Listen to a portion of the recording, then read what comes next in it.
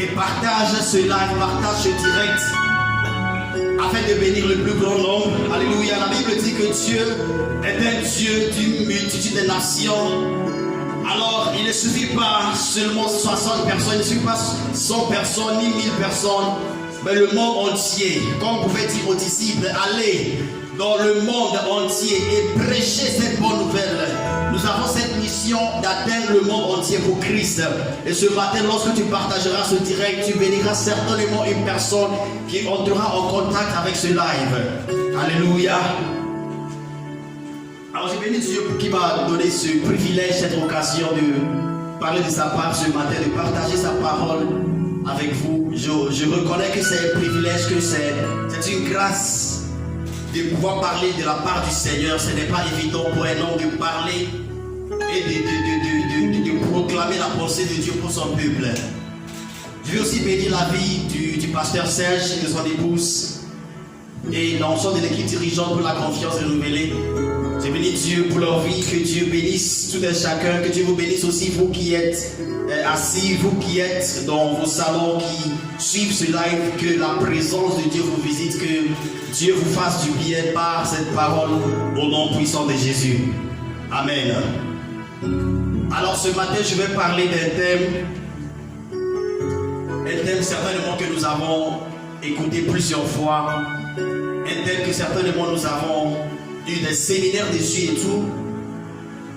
Mais à chaque fois que Dieu parle de la même chose, il y a toujours un autre aspect qu'il révèle. Alléluia, parce que nous ne pouvons pas finir de prêcher la parole jusqu'à l'avènement de Christ.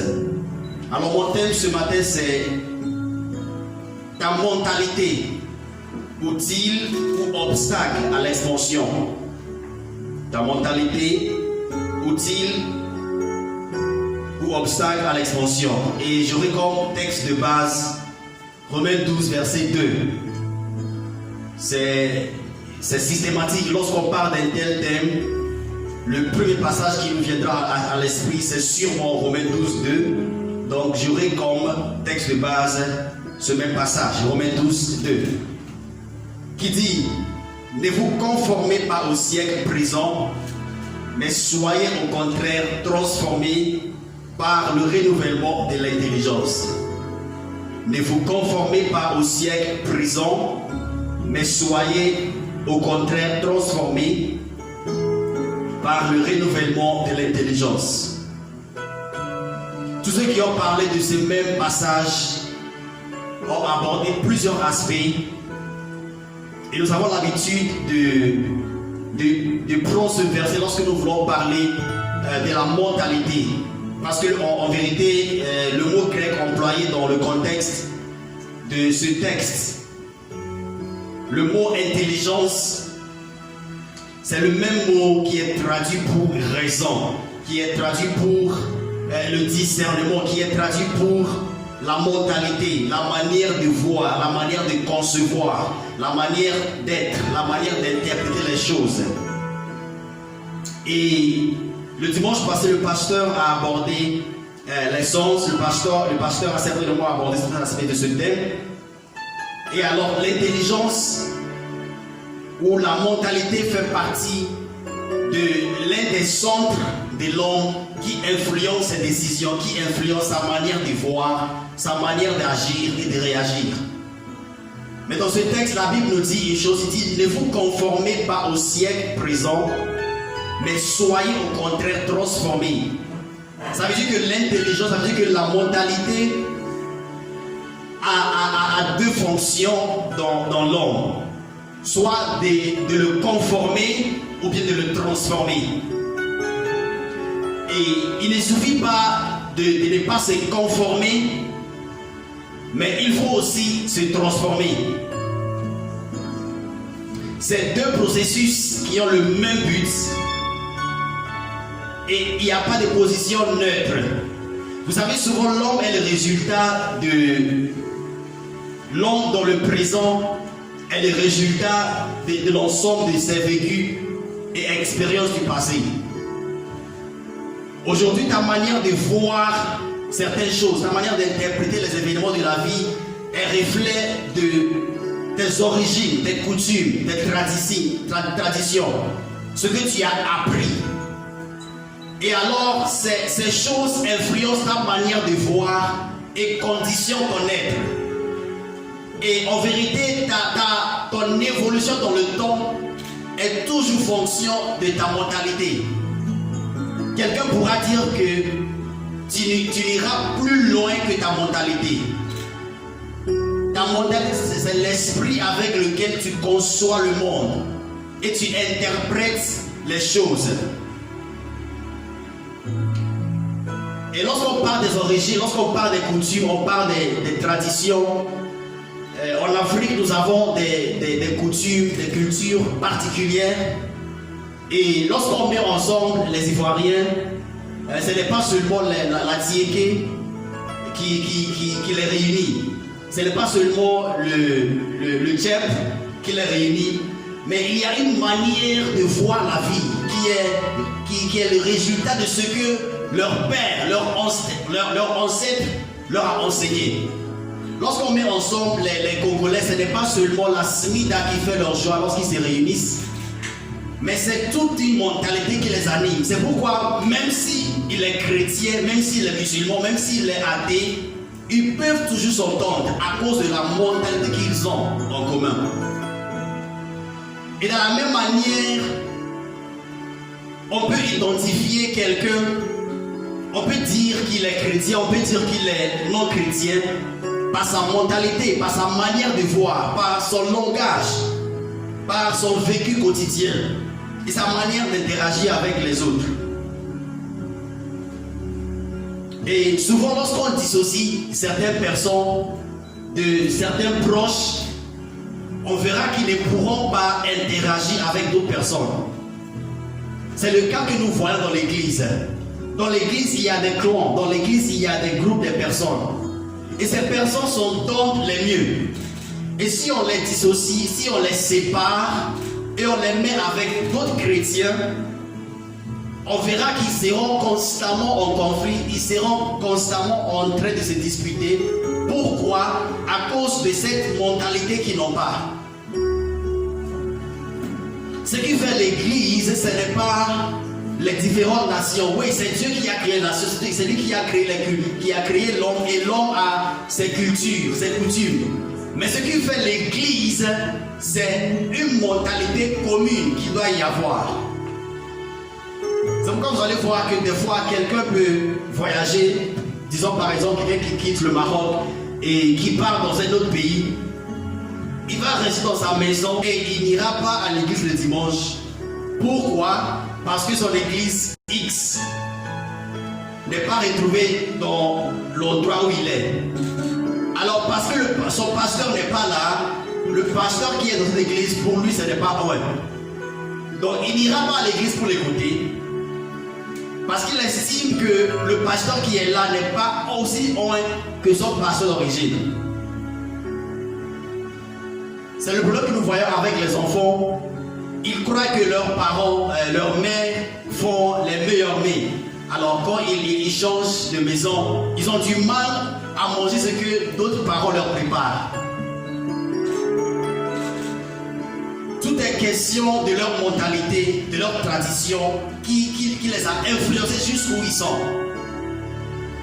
Même si tu es dans le présent actuellement, si tu regardes en arrière, tu verras que certaines manières de voir, de parler et de dire sont les résultats de là où tu viens.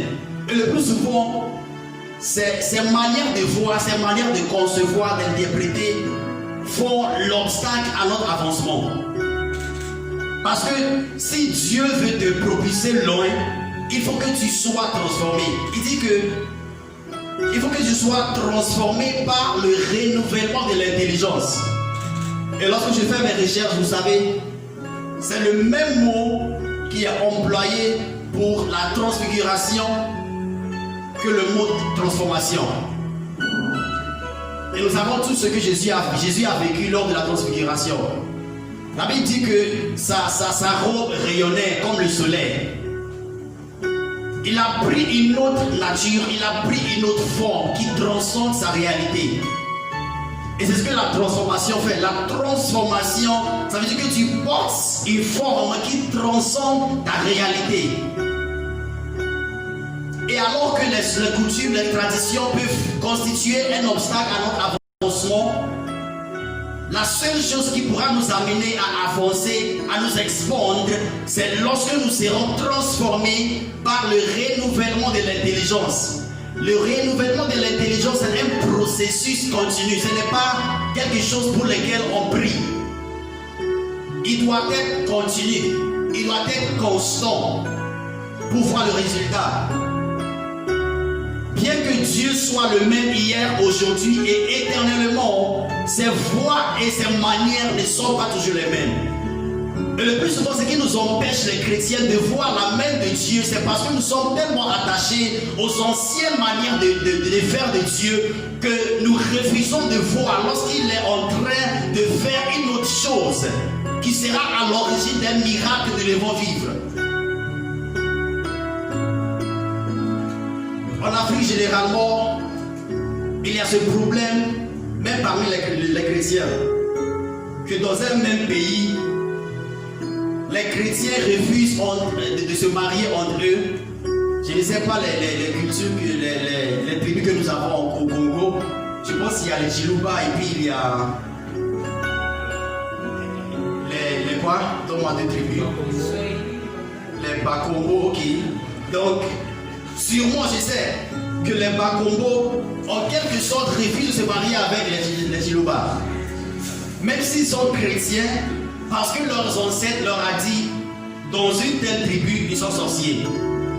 Dans une telle tribu, eux, ils durent pas dans le mariage. Alors même s'ils sont chrétiens, ils auront du mal à épouser une sœur ou un frère d'une autre tribu à cause de cette différence culturelle.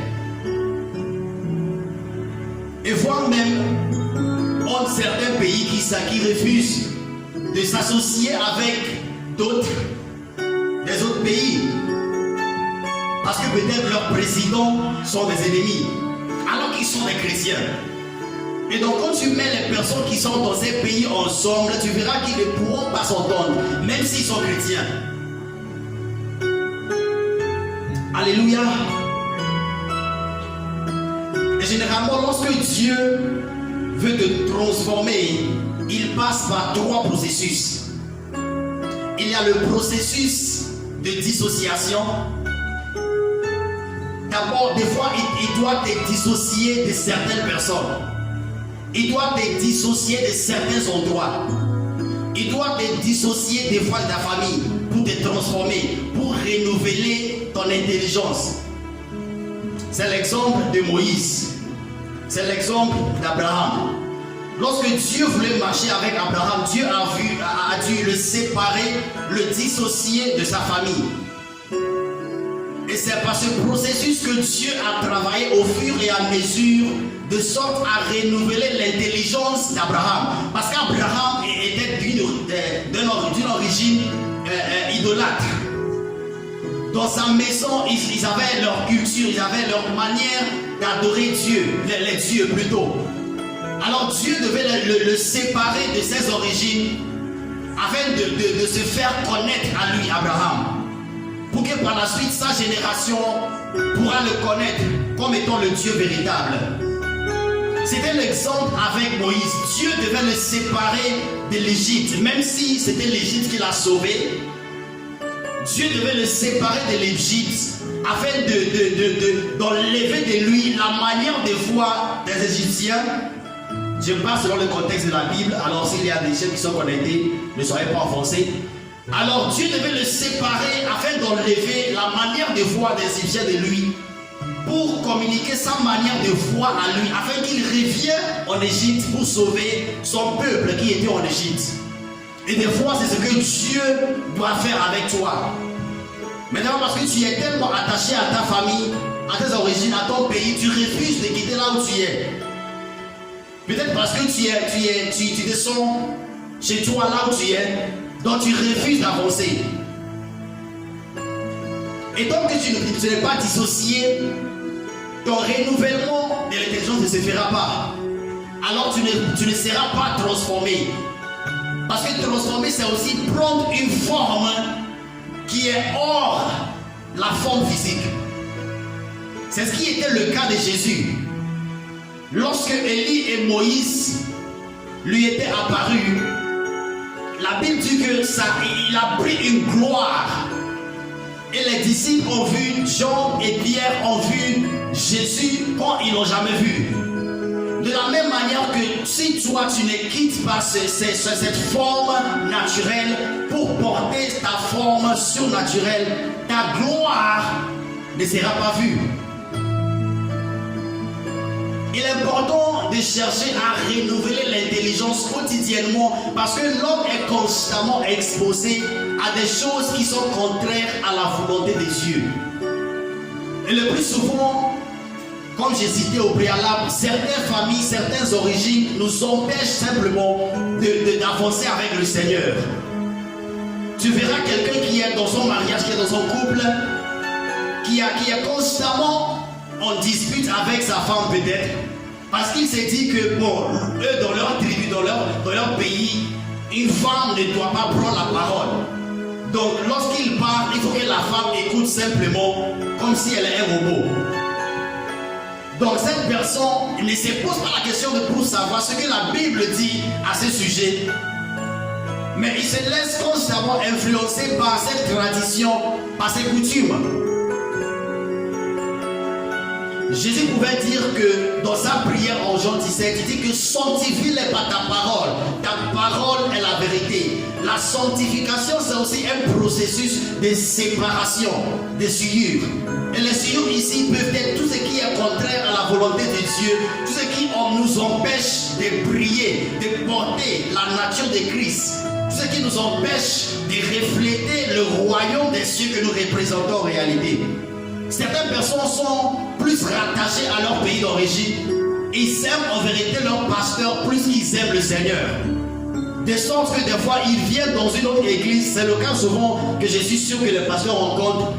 Tu verras une soeur qui vient au pasteur, lui pose des questions et dit, moi mon pasteur a dit, moi mon pasteur a dit, moi mon pasteur a dit. Ton pasteur, est-ce qu'il est Dieu? Avec tout le respect que j'ai pour les pasteurs. Ton pasteur, est-ce qu'il est Dieu? Ce qu'il a dit, est-ce que c'est biblique? Donc, la personne ne fait pas ce travail pour savoir ce que la Bible dit à ce sujet, mais il se suffit de ce que son pasteur lui a dit. C'est le cas de certaines personnes, quand ils se retrouvent dans une autre église, ils cherchent constamment à faire ressembler l'église actuelle à l'église ancienne. C'est ce qui est le problème de plusieurs. Ils viennent, on te dit faire comme ça, ils te disent non, moi je vais faire comme là où j'étais. Et alors ces personnes des fois se trouvent frustrées et des fois même ils quittent parce qu'ils ne voient pas faire dans l'église où ils sont actuellement, comment ils faisaient quand ils étaient dans leur église d'origine. Or, alors que peut-être Dieu a prévu un projet pour toi et tu es en train de tarder ce projet par cette mentalité ancienne que tu as. Peut-être la manière de faire de la nouvelle église n'est pas forcément contraire à la volonté de Dieu. Mais parce qu'il est tellement attaché à son église, il vivra continuellement en conflit avec ses pasteurs, avec ses responsables. Disons que bon, chez nous, à une telle église, c'est comme ça qu'on fait. Et alors, il ne le fera pas, tant que ce n'est pas comme on fait chez lui. Dans l'ancien temps, c'était le cas avec plusieurs personnes. Il y a l'histoire de Naaman qui était lèpre. Alors, qu'est-ce qui s'est passé? Cet homme est venu vers le prophète Élie. Et le prophète Élie lui a dit d'aller se plonger 7 fois dans le Jourdain. Et il est allé frustré. Il a quitté de chez lui frustré. Parce qu'il estimait que pourquoi est-ce qu'il lui dira d'aller se plonger dans le Jourdain pour être guéri? Pourquoi ne pas lui imposer la main pour qu'il soit guéri? Et ses serviteurs lui ont posé une question. S'il t'a demandé de faire une chose plus simple que ça, ne le feras-tu pas? Et alors, Naaman est allé se plonger 7 fois dans le Jourdain et il fut guéri. Peut-être que tu attends à ce que pendant un programme, le pasteur vient forcément poser la main sur toi pour que tu sois qui t'a communiqué une grâce. Des fois, tu es forcément en attente de sentir la chaleur autour de toi, les frissons pour savoir que la présence de Dieu est en train de transformer ta vie. Dieu n'agit pas toujours de la même manière. Et si nous voulons avancer avec le Seigneur, si nous voulons vivre le miraculeux, nous voulons vivre la vie chrétienne comme la Bible veut pour nous, comme le Seigneur veut pour nous, nous devons savoir nous détacher, nous dissocier de ces mentalités. Alléluia. Donne-moi un bon amen là où tu es. Tu peux l'écrire en commentaire. On peut avoir dans un même pays, dans une même culture, n'est-ce pas, les bouddhistes, les musulmans, les scientifiques, les shintoïstes. Ceux qui ne connaissent pas shintoïstes, là, il faut aller chercher. Les chrétiens dans la même culture. Et vous allez voir que quand il s'agit de certains aspects de la vie, ils le vivent de la même manière. Mais qu'est-ce qui fait là la différence entre eux? Ce n'est pas le fait qu'il adhère à une telle religion ou il adhère à une telle croyance. Ce qui fera la différence entre eux, c'est leur manière d'interpréter ces choses, leur manière de réagir avec les autres. Des fois, on a du mal à différencier un chrétien d'un non-chrétien. Pourquoi? Parce que tous sont influencés par le monde aujourd'hui. Qu'aujourd'hui, le chrétien, au lieu d'aller chercher la paix dans la présence de Dieu, au lieu d'aller chercher la sérénité dans la présence de Dieu, il croit dans la méditation. Il croit que c'est le yoga qui lui donnera la paix qu'il cherche. Parce qu'avec l'influence du monde aujourd'hui, lui aussi croit les mêmes choses. Aujourd'hui, tu verras les chrétiens qui vivent dans le concubinage parce que c'est ce que les autres font aujourd'hui. C'est ce qui est de l'actualité aujourd'hui, ils le disent. Et on ne cherche pas la parole de Dieu, on ne sonde pas la parole de Dieu pour savoir ce que la parole de Dieu dit par rapport à cette chose. La femme samaritaine, lorsqu'elle était venue à Jésus, Jésus lui a dit quelque chose qui l'a révolté. Elle a dit que nos pères ont adoré sur cette montagne. Elle disait à Jésus que ses pères, ses ancêtres ont adoré sur une montagne. Mais eux, les Juifs, disaient que c'est à Jérusalem qu'ils devaient adorer. Mais Jésus lui a dit quelque chose qui l'a révolté. Jésus a dit que l'heure est venue, que c'est ni sur cette montagne, ni à Jérusalem qu'on va adorer Dieu, mais c'est en esprit et en vérité. Les autres fils d'Abraham croient la même chose. Il faut se positionner dans une telle direction pour être exaucé. Et des fois, il y a des personnes, tant qu'ils ne se mettent pas à genoux, ils ne croient pas qu'ils sont en train de prier. Il y a des personnes, tant qu'ils ne ferment pas les yeux, ils ne savent pas qu'ils sont en train de prier. Et lorsqu'on te dit, par exemple, va, tu es guéri, ils ne croient pas qu'il est guéri parce qu'on n'a pas déployé toutes les dimensions du parler en langue, donc ils ne savent pas qu'il est guéri. En vérité, le miraculeux des fois consiste non pas dans les grands actes, mais dans les simples gestes d'obéissance à la voix du Saint-Esprit. Et la femme samaritaine, elle est quittée chez Jésus, joyeuse. Non seulement parce que Jésus lui a dit qu'il devait adorer le Père en esprit, en vérité, mais parce que en esprit, il lui a communiqué une parole. Alléluia.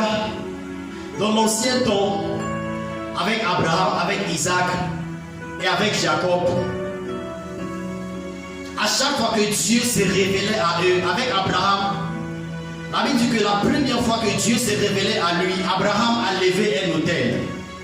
Et la même chose s'est répétée avec Isaac. Lorsque Dieu s'est révélé à Isaac, il lui a dit, je suis le Dieu de ton père Abraham.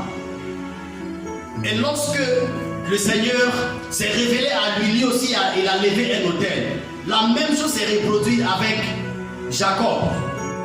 Lui aussi il a bâti un autel. Lorsqu'il voyait les anges monter et descendre, lorsque le Seigneur s'est révélé à lui.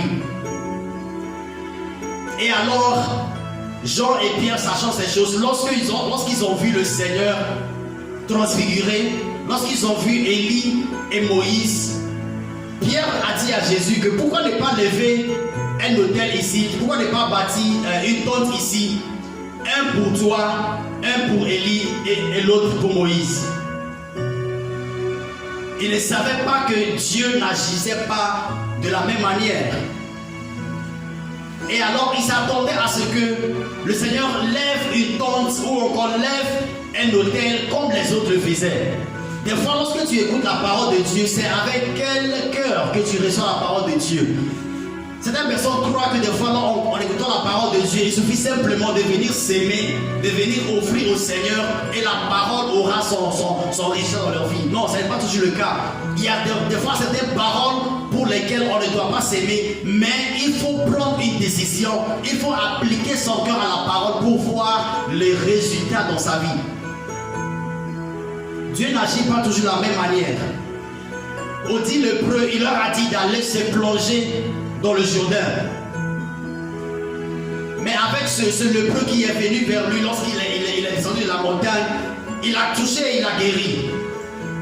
Cet homme était assis à la piscine de Bethsaïda. Disons que c'est comme ça que nos pères m'ont dit.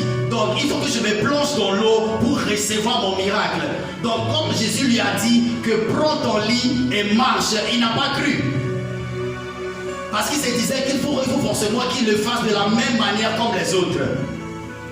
Tu es en train peut-être d'empêcher ton miracle de s'accomplir parce que tu es toujours rattaché à tes anciennes manières de voir. Alléluia. Dieu n'agit pas toujours de la même manière. Et lorsque si nous voulons vivre le miraculeux, si nous voulons vivre la vie chrétienne comme le dit la parole de Dieu, il faut quotidiennement s'exposer à la parole de Dieu. Parce que le renouvellement de l'intelligence se fait par la connaissance des faits, par la connaissance des réalités.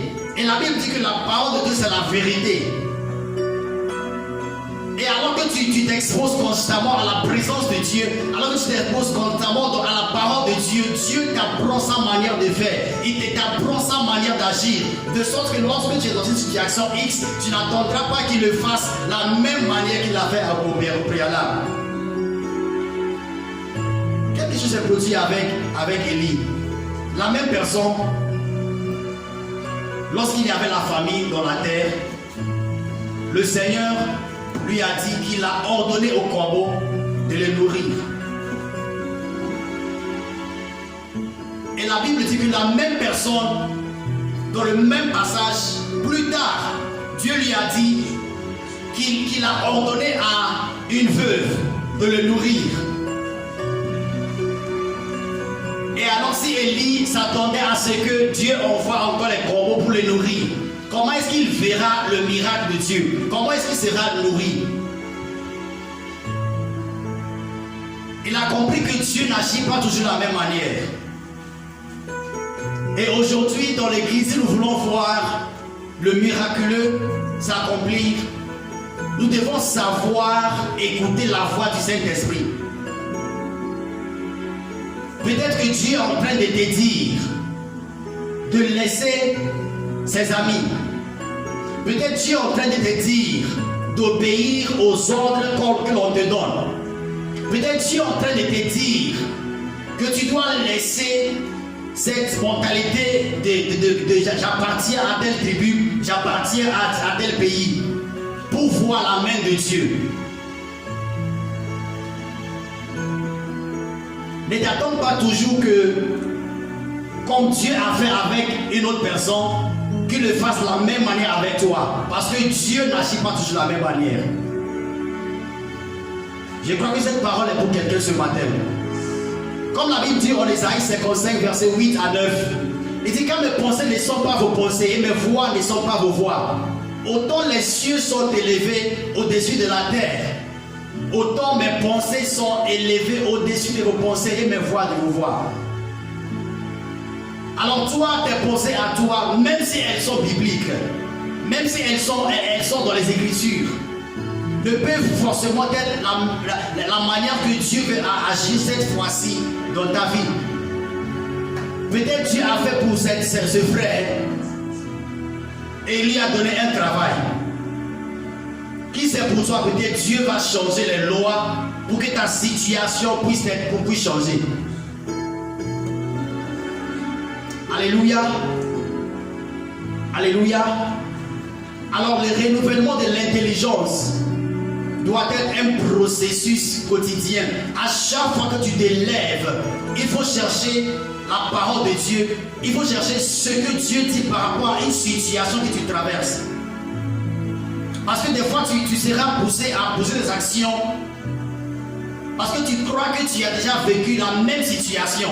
Donc tu attends à ce que les résultats soient les mêmes que tu as vu au préalable. Mais qu'est-ce que Dieu dit? Qu'est-ce que Dieu fait? Jésus pouvait dire que comme mon Père travaille, ainsi. Donc Jésus voit constamment le Père faire et lui aussi il fait. Avec un aveugle, Jésus a fait la boule. Il a imposé la main. Avec certains, il a simplement déclaré. Ça veut dire que comme il a vu le Père faire de la même manière, ça veut dire que c'est Dieu, il a vu le Père faire la boule, il a vu le Père toucher et lui aussi l'a touché. De la même manière, la Bible dit que tous ceux qui sont conduits par l'Esprit, ceux-ci sont les fils de Dieu. Dans toute situation, ce n'est pas d'attendre de voir les mêmes résultats, mais ce que Dieu je ne sais pas pour toi, peut-être tu as Dieu est proche, mais vous savez, avec le Seigneur, il y a un fait qui va choquer certains. Peu importe la dimension, il y a une situation que tu ne pourras jamais résoudre. À la limite, selon les hommes. Paul, que la Bible dit que les mouchoirs touchaient son corps et guérissaient le malade. La Bible dit que lui-même, il avait un souci avec ses yeux. Il a dit 3 fois, j'ai prié le Seigneur.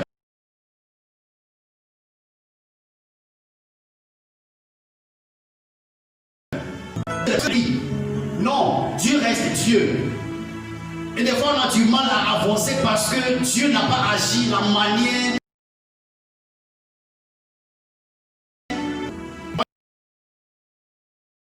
Il est tout puissant. On a du mal à croire qu'il guérit toujours parce qu'il n'a pas guéri un proche. Il y a des personnes qui sont aujourd'hui amères parce qu'ils priaient le Seigneur pour un frère, pour une soeur. Et alors Dieu guérit toujours. Tu n'es pas le seul être humain sur terre. S'il ne l'a pas fait pour toi, il l'a fait pour une autre personne. Donc toi, il faut continuer.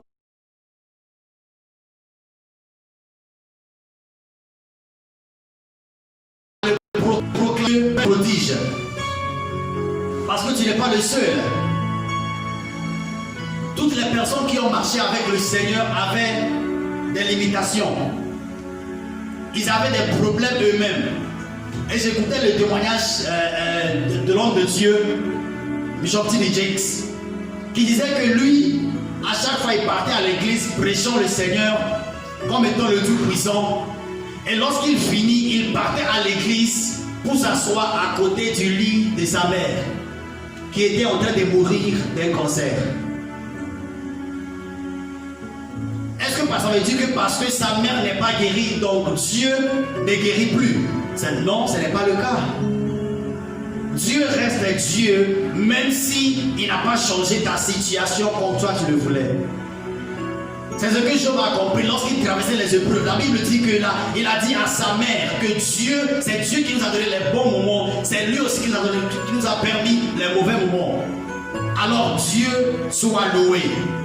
Et dans toutes circonstances, comme la Bible dit que rendons-lui grâce en toutes choses, que ce soit favorable ou pas, il faut savoir rendre gloire au Seigneur, même si tu n'as pas eu les résultats que tu t'attendais. Alléluia. Alors c'est quoi la mentalité que tu as actuellement? Est-ce que tu crois que parce que tu as jeûné 21 jours, parce que tu crois que tu as cherché le Seigneur, parce que tu crois que tu as fait une offrande, donc ta situation doit forcément changer? Non. Dieu reste Dieu. Tu peux passer les nuits blanches à l'église, au temple. Prions le Seigneur, cherchons sa face. Pourtant, cette situation finit par aller de mal en pire.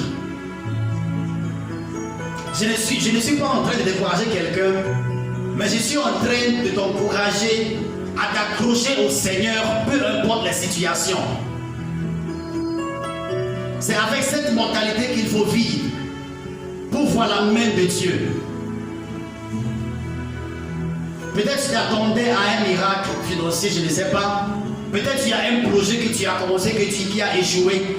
Alors tu te dis, mais pourquoi l'autre réussit et moi j'échoue? Pourquoi l'autre est joyeux et pourtant moi je suis amer? C'est Dieu. La Bible dit que Dieu n'est redevable de personne, il ne favorise personne. Donc si il a fait pour une autre personne, il l'a fait pour toi, ça ne veut pas dire qu'il ne t'aime pas. Son amour pour toi ne dépend pas de ce qu'il fait pour toi. Des fois, c'est ce qu'on ne comprend pas. On pense que parce que Dieu nous aime, donc tout ce qu'on lui demande, il faut qu'il nous donne forcément. C'est ce qu'il y a le problème avec les enfants gâtés. Les enfants des familles riches là, ils croient que tout ce qu'ils veulent dans la vie, il faut qu'ils aillent. La vie n'est pas comme ça. Il va vers son père. Je veux iPhone X. Donc on lui donne. Je veux une voiture. On lui donne. Tout ce qu'il demande, on lui donne. Donc lui, il pense que tout ce qu'il veut avoir dans la vie, il faut qu'il aille. Bien aimé, des fois, il faut apprendre à souffrir. Est-ce que Dieu ne sait pas qu'il y aura coronavirus? Est-ce que Dieu ne sait pas que ça va emporter certains proches? Est-ce que Dieu ne sait pas que ça va déstabiliser certaines entreprises? Oui, il le savait. Mais ce qui est sûr, la Bible dit que le solide fondement de Dieu reste et il n'est pas bouleversé. Même si la situation persiste, lui, sa volonté s'accomplira certainement. Toi, accroche-toi au Seigneur. Et reste toujours à l'écoute de sa voix. Parce que certainement, il te parlera. Certainement, il te dira quelque chose. Même si ce n'est pas ce que tu veux. Il te parlera certainement. David pouvait dire que j'étais jeune. Maintenant, je suis vieux. Je n'ai jamais vu les enfants du juste maudits. Dieu ne te laissera pas sans t'apporter une solution. Alléluia. Donc toi le frère qui a du mal, je ne sais pas si ça parle à quelqu'un, qui a du mal actuellement, même si Dieu t'a convaincu qu'une telle sœur est la femme qu'il a décidé pour toi, mais tu as du mal à accepter parce que tu te dis que ce n'est pas d'un tel pays, ce n'est pas là que Dieu veut pour moi. Parce que toi tu t'attendais à un certain pays. Je veux te dire que Dieu n'agit pas toujours comme on veut, mais il agit selon sa volonté. La Bible dit que c'est lorsque tu auras l'intelligence renouvelée que tu pourras discerner ce qui est bon, ce qui est parfait, ce qui est l'agréable volonté de Dieu. Ça veut dire que dans toutes circonstances, ce qui t'amènera à prendre la bonne décision, à faire le bon choix, c'est lorsque tu auras ton intelligence renouvelée selon sa parole, selon ce que son esprit te dit. Donc cette parole est pour toi, ce frère. Prends la décision que Dieu te dit. Il y a quelqu'un qui a commencé une entreprise il y a à peine un an et 2 mois. Et jusque-là, tu ne vois pas où va l'entreprise. Parce que tu ne t'en sors jamais. Aujourd'hui, tu as un client Tu parles avec lui, tout passe bien. Il est convaincu. Au bout de quelques jours, il laisse tomber le projet. Et actuellement, tu es dans une position, tu veux laisser tomber l'affaire parce que tu crois que ce n'est pas la volonté de Dieu. Je vais te dire que Dieu est en train de te former. Il est en train de te transformer pour faire face au même challenge lorsque tu vas les rencontrer dans l'avenir. Donc, toi, reste là où tu es. Continue à persévérer, continue à travailler. Et surtout, reste toujours à l'écoute de la voix du Seigneur. Alléluia. C'est tout ce que j'ai à vous dire aujourd'hui. C'est tout ce que j'ai à vous dire aujourd'hui par la grâce de Dieu. Et j'espère que cette parole a fait du bien à quelqu'un. J'espère que cette parole a parlé à la vie de quelqu'un. J'espère que cette parole a parlé à une situation que tu vis actuellement. Que Dieu n'agit pas toujours de la même manière. La Bible dit qu'il est le même hier, aujourd'hui et éternellement, oui. Mais la Bible dit aussi que ses voies ne sont pas toujours nos voies. Et alors, cherchons constamment à renouveler l'intelligence. Cherchons constamment à renouveler la mentalité. Alléluia.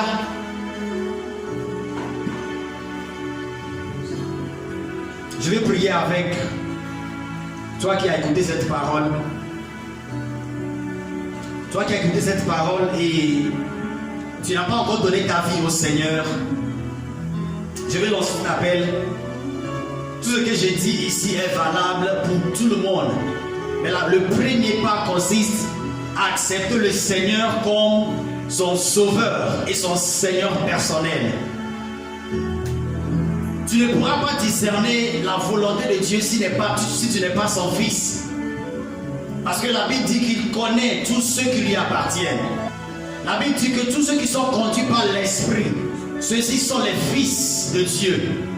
Donc si tu n'es pas fils de Dieu, tu ne pourras pas être conduit par son esprit. Et ce matin, je te lance cet appel de faire ce premier pas. Toi qui es en train de tourner en rond, parce que tu ne sais pas où aller. Tu ne sais pas ce qui en sera de ta vie demain. Aujourd'hui, je vais te garantir quelque chose. Jésus. La Bible dit que dans le monde, vous aurez la tribulation, vous aurez la souffrance, mais en moi, vous aurez la paix. Et c'est seulement en Christ que tu auras la paix. Là où tu es en train de chercher la paix, tu ne l'auras pas. Le monde ne pourra pas te donner la paix parce que le monde n'a pas la paix. C'est seul en Christ, car la Bible dit qu'il est le prince de paix. Et je veux que tu fasses ce premier pas de l'accepter comme Seigneur et comme Sauveur. Alors tu vas répéter ces mêmes paroles avec moi. Si tu reconnais que tu ne l'as pas encore accepté dans ta vie, tu n'es pas né de nouveau. Je t'offre cette opportunité de l'accepter. Répète les mêmes paroles après moi. Seigneur Jésus, aujourd'hui j'ai écouté ta parole. Je reconnais que je suis pécheur. Mais je reconnais aussi que tu as été crucifié pour mon salut. Et alors aujourd'hui je t'accepte comme Seigneur, mais aussi comme Sauveur. Parce que je réalise que je ne peux pas le faire sans toi. Je ne peux vivre ta volonté sans toi. Alors viens Jésus dans ma vie aujourd'hui et fais de moi ton enfant. Je veux t'appartenir. Je veux faire partie de tes fils et tes filles. Je veux que tu me laves par ton sang. Que tu me donnes une nouvelle vie. Celle d'une nouvelle créature en Jésus-Christ. Et que je marche avec toi. Au nom de Jésus. Amen. Donc si tu as répété ces mêmes paroles après moi, sache que tu es né de nouveau. Tu es désormais enfant de Dieu. L'église Son de Guérison est là. Si tu as une église locale, une église biblique, cherche à appartenir à une église locale où tu es constamment enseigné la parole de Dieu. Il faut développer ta vie avec le Seigneur. Amen, amen. Que Dieu vous bénisse.